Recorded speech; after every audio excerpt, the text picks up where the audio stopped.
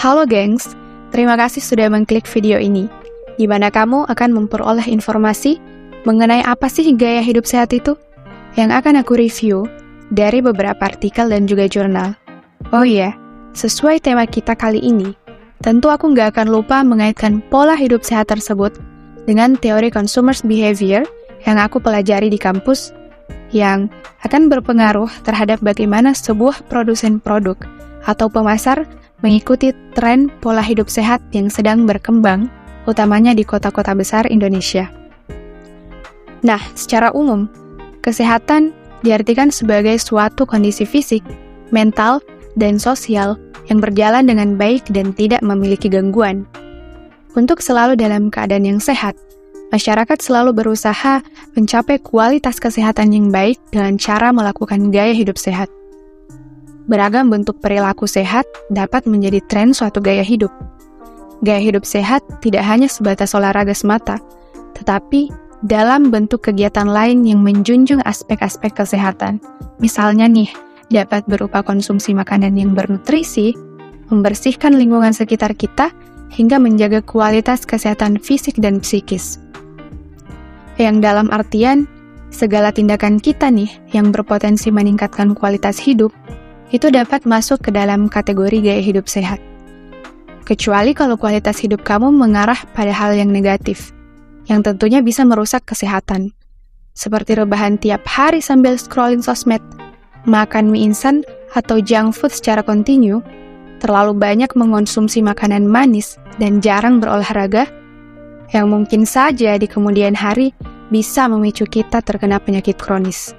Nah, siapa sih yang nggak tahu beberapa penyakit seperti obesitas, stroke, kolesterol, bahkan serangan jantung bisa disebabkan karena pola hidup yang tidak sehat. Bila seseorang menjalani gaya hidup sehat, maka ia akan selalu memperhatikan hal-hal yang dapat mempengaruhi kesehatan. Meskipun itu hal yang kecil, seperti pola makan, nutrisi makanan, kemampuan ia mengendalikan emosi, lingkungan yang sehat, dan kemauan berolahraga, sehingga ia akan mendapatkan tingkat kesehatan yang baik pula. Dengan demikian, kualitas hidup orang tersebut akan meningkat. Nah guys, di video kali ini juga, aku akan nge-share beberapa tips terkait pola hidup sehat yang bisa kamu coba dari artikel terpercaya.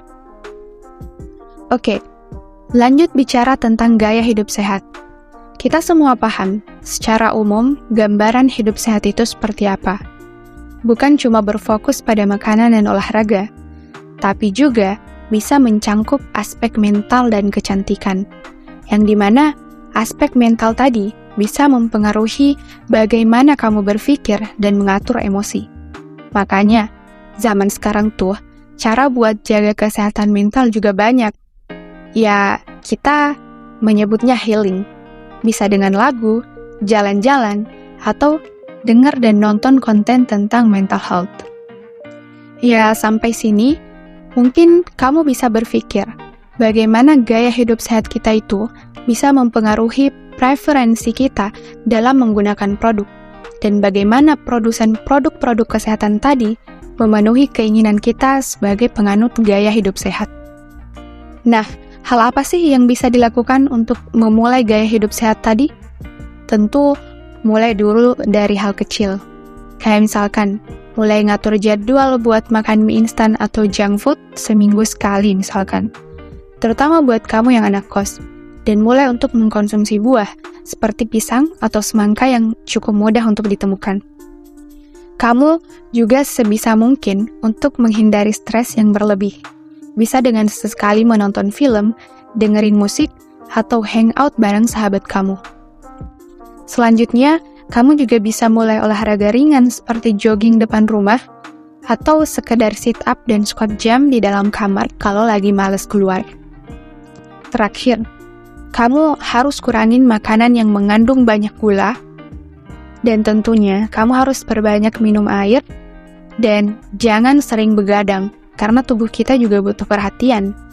So, apa sih hubungan gaya hidup sehat ini sama daya beli atau preferensi kita terhadap suatu produk, dan seperti apa para pemasar menyediakannya?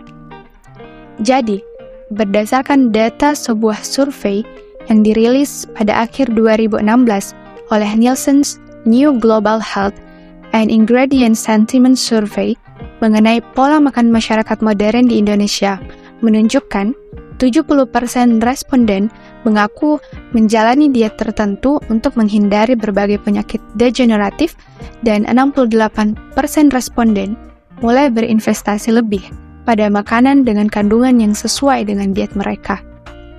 Hingga melarang konsumsi makanan dan minuman ataupun bahan yang tergolong tidak baik untuk kesehatan. Survei ini menunjukkan bahwa masyarakat Indonesia semakin sadar akan kesehatan, dimulai dengan menerapkan pola hidup dan pola makan yang lebih sehat, dibarengi dengan meningkatnya kesadaran akan risiko penyakit degeneratif yang timbul akibat gaya hidup yang kurang sehat. Nah, data ini menunjukkan masyarakat Indonesia yang sadar akan pola hidup sehat akan memilih apa yang harus mereka konsumsi dan gunakan. Sedangkan, jika dilihat dari potensi bisnisnya, gaya hidup sehat ini cukup berpengaruh. Menurut Global Wellness Institute, potensi pasar untuk wellness economy mencapai 4,2 triliun dolar AS atau sekitar 59 kuadrium rupiah pada tahun 2017. Angka tersebut pun diprediksi akan tumbuh sekitar 6,4% per tahun. Sedangkan, CEO The Fit Company, Jeff Budiman, dalam acara The Fit Company, raih pendanaan tahap awal dari Ease Ventures, menjelaskan, industri wellness itu mencangkup bidang pariwisata, makanan, fitness, perawatan tubuh, hingga vintage. Contoh saja, di Indonesia ada Ubud di Bali, merupakan salah satu destinasi yang menjadi rujukan untuk mendapatkan kesehatan baik secara fisik maupun mental. Karena semua orang pasti suka tempat-tempat indah untuk merehatkan tubuh dan pikirannya, sehingga bisa dibilang industri pariwisata juga menggunakan isu gaya hidup sehat dalam proses bisnisnya. Tidak hanya itu, perusahaan makanan dan minuman seperti Lemonilo, produk-produk Tropicana Slim, dan susu berkalsium seperti Anlin juga tidak mau melewatkan peluang tersebut, dengan menjadikan healthy lifestyle ini sebagai value yang sulit untuk ditolak. Dan industri baru yang tak kalah penting keberadaannya saat ini adalah jasa edukasi digital yang berfokus pada isu kesehatan mental, seperti akun YouTube 1% yang diinisiasi oleh Evan sebagai CEO.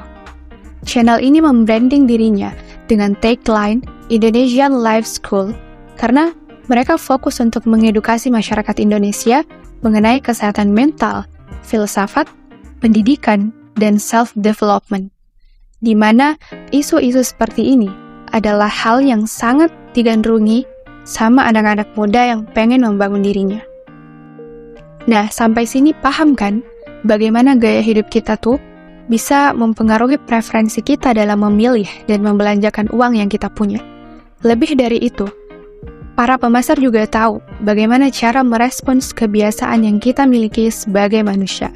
Saya Armayani, and sampai jumpa di video selanjutnya.